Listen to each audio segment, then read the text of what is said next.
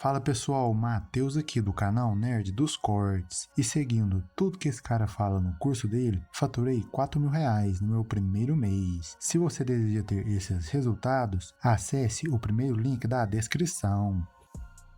Só que, cara, a cama, cara, eu não sei o que aconteceu. Eu não sei o que aconteceu. Tipo, uma vez um amigo meu, ele falou assim, Thiago, se você fosse... Eu pedi um conselho pra ele, né? Eu falei, me dá um conselho. Ele falou, Thiago, a gente dorme 1/3 da vida.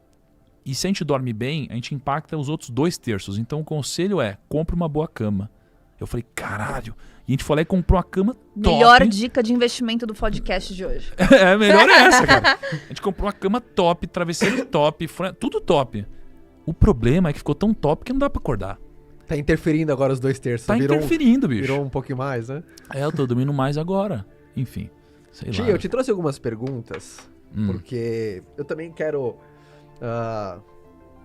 Cara, muita groselha se eu falar assim, fala algo que você nunca falou em outro lugar. Não vou pra Não, pra se esse você vem com aquela caminho, pergunta de me conte uma pergunta que você sempre quis responder. Aí eu já agradeço todo mundo O e vamos meu pro próximo. só tem uma pergunta meio de fofoca aqui, ó, tipo. Fofoca, mano? Eita, porra. Não, a primeira pra começar aqui, que eu acho muito pertinente, qual que você acha que é o maior...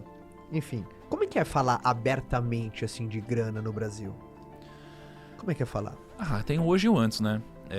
Pra mim hoje virou padrão, virou falar de qualquer coisa, virou falar de... Caraca, vai chover hoje ou não, sabe? Virou padrão pra mim. Sim, virou algo do cotidiano, corriqueiro.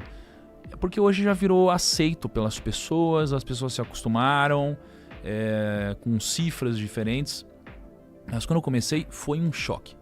Quando eu lancei o Rumo ao Milhão na época, era um quadro que eu investia publicamente. Vamos dividir em duas partes. Você tem o falar sobre dinheiro e você tem o mostrar o dinheiro. Total. Assim, quando você fala sobre dinheiro, antigamente, isso daqui era um tabu bizarro, era maior do que falar sobre sexo, né? Então ninguém falava sobre dinheiro.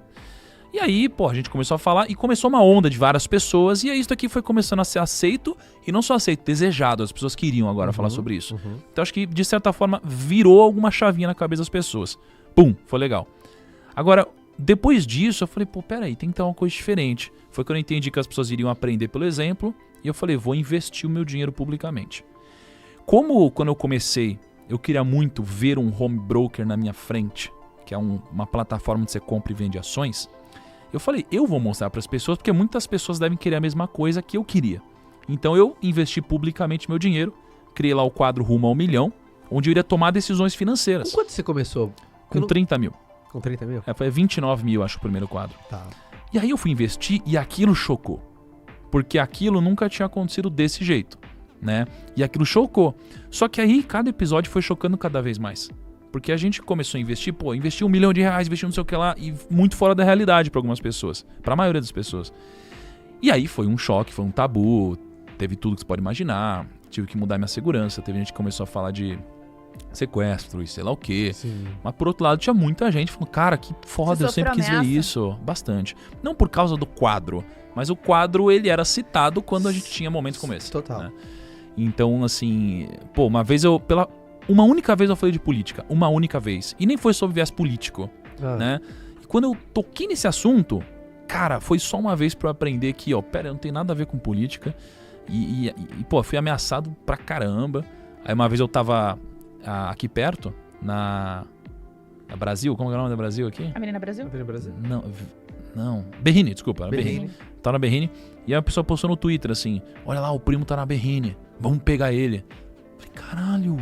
Entendeu? Sim. E aí eu falei, para com isso. Mas como é hoje falar sobre dinheiro, eu acho que é um risco necessário no meu caso. Porque eu acho que o preço que eu pago existe, mas o benefício ele é gigante para as pessoas, assim. Porque por mais que você tenha essa fatia que é muito menor, infinitamente menor da fatia que, valeu, obrigado, os testemunhos positivos, infinitamente maior. Uma coisa que eu vejo muito completo é que parece que é um crime você ter dinheiro. Total. Mas você vê, pela sua experiência do que você vê de finanças, você vê que isso é um crime no Brasil?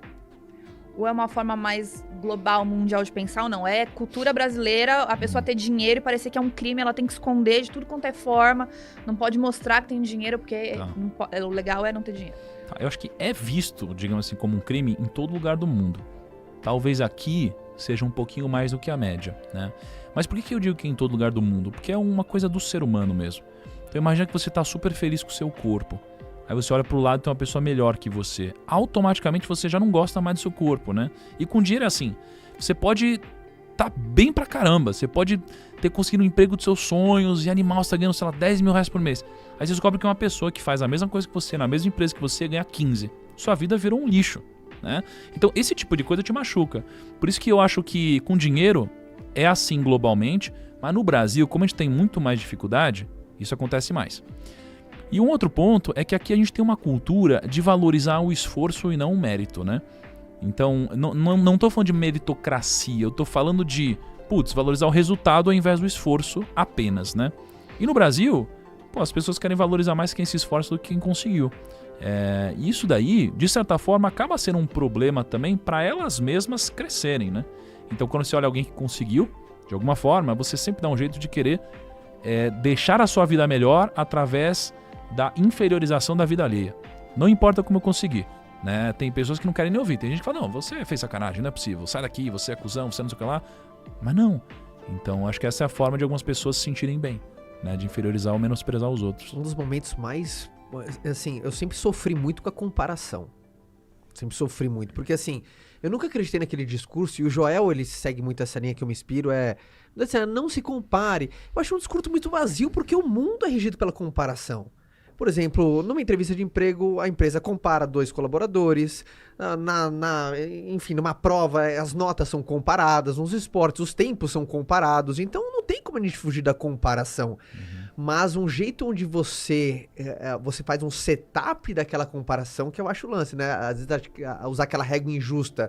Quando alguém tá, 10 anos no mercado, você acabou de começar, você não pode usar a mesma régua, senão você vai se sentir mal. E você também utilizar a régua das suas virtudes, das suas limitações. Só que um turning point, assim, pra mim, foi quando eu deixei de usar essa, entre aspas, inveja, quando eu comecei a trocar pela admiração. Aí, sucesso de alguém era um convite pra mim, cara. Por isso, toda vez que eu vejo um grande feito, eu falo assim, caramba, cara. Sempre é um convite pra mim. E eu acho que dinheiro...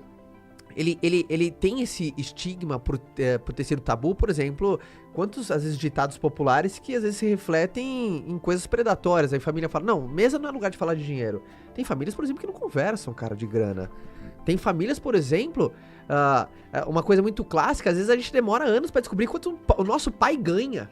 Sabe, é uma coisa meio bem cotidiana, né? Mas eu demorei pra descobrir quanto meu pai ganhava, coisas assim. Tem gente que não sabe quanto o marido ganha.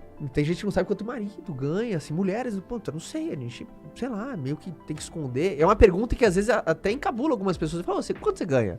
No caso, a gente esconde o quanto a gente gasta, né? Dependendo se não ter essa intimidade, rola isso.